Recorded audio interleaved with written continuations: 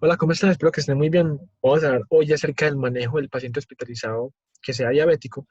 Y aquí se encuentra un poco de historia que es Frederick Banting junto con John James McLeod.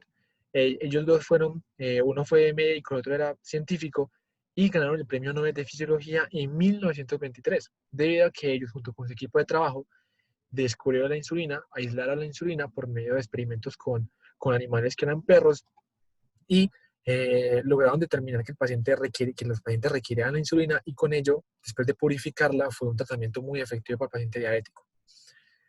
Entonces, esta es la bibliografía que utilicé, el manejo de paciente diabético hospitalizado del 2017 y la memoria de medicina interna, la 20ª actualización, que es del 2020. Concretamente, el capítulo 16, que es el manejo del paciente diabético hospitalizado, escrito por la doctora Lisa Bernal, que es médica internista de la Universidad de Antioquia. Entonces, la diabetes mellitus, ¿por qué es importante hablar de ella? La OMS estima que para el 2016 el 8% de la población colombiana va a ser diabética. Ahora en el 2020 posiblemente el número es mucho mayor. La diabetes mellitus sigue siendo una causa muy frecuente de muerte en la población colombiana y está relacionada estrechamente con la enfermedad cardiovascular, que es de las primeras causas de muerte aquí en Colombia. En Estados Unidos cerca de un 20% de la población es diabética hospitalizada y aquí en Colombia el porcentaje es muy similar. Y es muy importante que el paciente diabético, si tiene mal control glicémico durante su hospitalización, posiblemente el paciente va a tener mayor mortalidad en esta. Y adicionalmente, es fundamental yo identificar al paciente que es diabético, definir su manejo y posteriormente su seguimiento, ya que las complicaciones de la diabetes pueden ser muy, muy graves y mortales. La identificación, debo saber, ese paciente que llegó, que está en hospitalización, ¿es un paciente que ya es diabético? ¿Ya conozco que el paciente es diabético o es un paciente que es de nuevo? Si el paciente ya es diabético conocido, yo voy a mirar, bueno, cómo es su control glicémico previo, indagar complicaciones que él tenga y para posteriormente definir cuál es el manejo que yo voy a tener con él. Yo cómo sé que mi paciente tiene hiperglicemia estando hospitalizado. Yo voy a mirar la glicemia en ingreso. Si la glicemia es mayor de 140 miligramos por decilitro, yo debo ver, ¿mi paciente es diabético conocido o es un paciente que es diabético no conocido? Y si es un diabético conocido, yo voy a mirar, bueno, ¿y cómo está su hemoglobina glicada? Si tiene una previamente hace 3 meses, la puedo utilizar. Si el paciente tiene una hemoglobina glicada que es de hace 6 meses, un año, yo le debo realizar una hemoglobina glicada estando hospitalizado. Si el paciente es un diabético que es no conocido, yo voy a mirar, bueno, esa glicemia que tiene tan alta es por estrés o el paciente tiene diabetes. Yo voy a medir la hemoglobina glicada y según ello, yo miro qué hago con mi paciente. La glicemia es menos de 140. Entonces, mi paciente es normoglucémico, mi paciente no tiene diabetes, o mi paciente es un diabético conocido, mi paciente tiene buen control de la glicemia, que uno esperaría pues que la gran mayoría tuvieran eso. Entonces, el paciente que llega con una glicemia mayor de 140 es obligatorio, es mandatorio que yo descarte que el paciente no sea diabético. Y si mi paciente ya sé que tiene mayor de 140, yo voy a mirar, bueno, ¿cómo está su hemoglobina glicada? Acá hay como 3 resultados posibles. Si mi hemoglobina glicada es menos de 5,2, posiblemente esa hiperglicemia es causada por un estrés y mi paciente tiene un bajo riesgo de desarrollar diabetes. Si su hemoglobina glicada es menos de 6,5, esa hiperglicemia es por estrés, pero tiene un gran alto riesgo de desarrollar diabetes.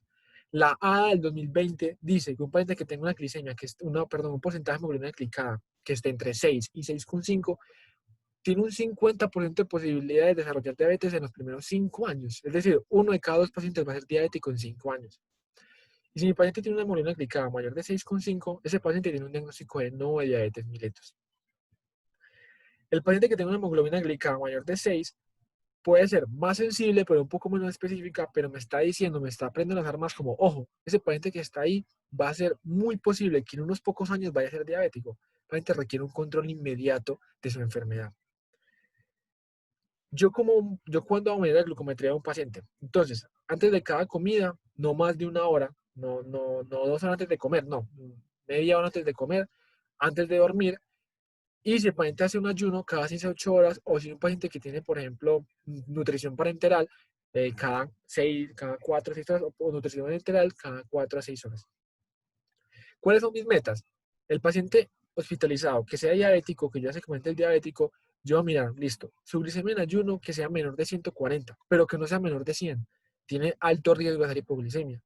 Y paciente que tenga una glicemia en azar que sea entre 140 y 180. Pero aquí viene la pregunta, bueno, ¿y si el paciente es un paciente anciano, es un paciente el cual tenga enfermedad renal crónica, el paciente ya me ha hecho hipoglicemias antes, el paciente va para UCI, tiene muchas comorbilidades? Ese paciente yo de pronto puedo hacer un poco más laxo, dejarle glicemia hasta 200 más o menos, pero siempre evaluar el riesgo versus el beneficio. Entonces, ¿qué es importante? Yo voy a manejar la dieta hiposódica, pocos carbohidratos, que sea siempre fija, no es comer a las 10 de la mañana, luego al otro día desayunar a las 6 de la mañana, no, siempre que sea fija. Recordemos que un periodo de ayuno prolongado aumenta la resistencia a la insulina, disminuye su sensibilidad. El paciente que tenga ayuno, no es lo mismo que yo, el paciente está en ayuno por un procedimiento quirúrgico y yo le voy a aplicar la basal, le voy a aplicar las preprandiales sin comer, no, el paciente posiblemente me hace hipoglicemia. Listo, entonces, el paciente venía tomando hipoglicemiantes orales. Entonces, ¿yo qué hago con los hipoglicemiantes orales? El paciente lo debe suspender y solamente lo dejo con insulinas. La metformina es un medicamento el cual es muy bueno. Es casi que la primera línea de tratamiento para paciente diabético y la metformina, recordemos que tiene un efecto adverso que es que aumenta el riesgo de acidosis láctica. Si bien el paciente requiere una filtración de menos de 30 para tener aumento de riesgo de esta acidosis láctica, si el paciente está hospitalizado y tiene sepsis, está deshidratado, tiene enfermedades que aumenten la hipoxia, difusión hepática, falla renal, es un paciente el cual tiene alto riesgo de hacer acidosis láctica. Por lo tanto, paciente hospitalizado que tome metformina y tenga este riesgo, posiblemente después tenga acidosis láctica. Por eso las guías todavía dicen que el paciente con hospitalizado diabético se le debe retirar los hipoglicemiantes orales. Ahora bien, hay estudios que dicen, no, es que el paciente que tenga metformina, si el paciente no va para cirugía, el paciente no va para UCI, el paciente no tiene comorbilidad, el paciente está bien, la metformina no aumenta el riesgo de acidosis láctica. Pero no hay un estudio muy concluyente que me diga que el paciente sí se puede beneficiar de utilizar metformina durante la hospitalización. Entonces viene la pregunta, listo, el paciente, entonces, ¿qué se está estudiando?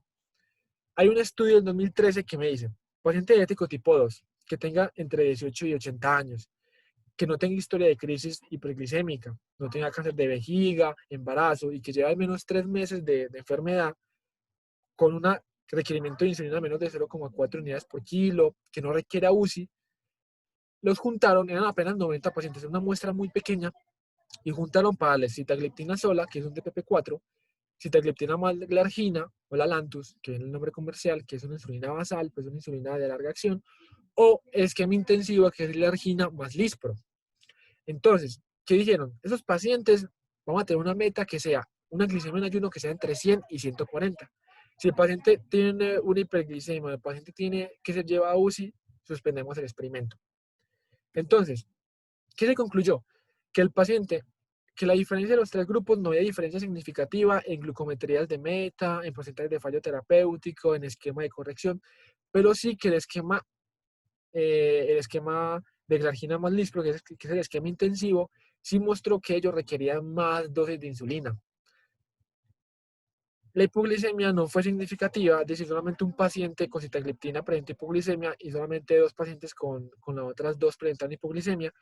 Y lastimosamente, como una muestra muy pequeña, ellos sí dijeron que la sitagliptina combinada con insulina basal podía ser efectiva, pero hacían falta más estudios para poder ser concluyente. Y por eso salió este estudio, que es el Pascal publicado en el 2016. Lo que hicieron fue coger al paciente con insulina basal más sitagliptina con ajuste renal, paciente con filtración mayor de 50, darle 100 miligramos día, paciente entre 30 y 50, dar 50 miligramos día, o el paciente con esquema intensivo. Fue una muestra mucho más grande, prácticamente los criterios eran muy similares y que la glucometría de ingreso fuera entre 140 a 400. Se excluyó muchos más pacientes que no tuvieran diabetes tipo 1, que no tuvieran diagnóstico de complicaciones, que no fueran admitidos a UCI, que no tuvieran diagnóstico de infarto, pacientes que no tuvieran una falla renal o que no tuvieran pues, uso de esteroides. Y la meta era igual, glicemia entre 100 y 140. ¿Cuál fue su conclusión? El promedio de glicemia en ambos brazos no mostró diferencia. No hubo diferencia significativa en hipoglicemia, pero sí hubo una diferencia muy significativa y estadísticamente significativa la cual decía que el paciente con sitagliptina más insulina basal requería menos dosis de insulina que un paciente con insulina basal y bolo, y su control de glicemia no parecía ser diferente al esquema intensivo.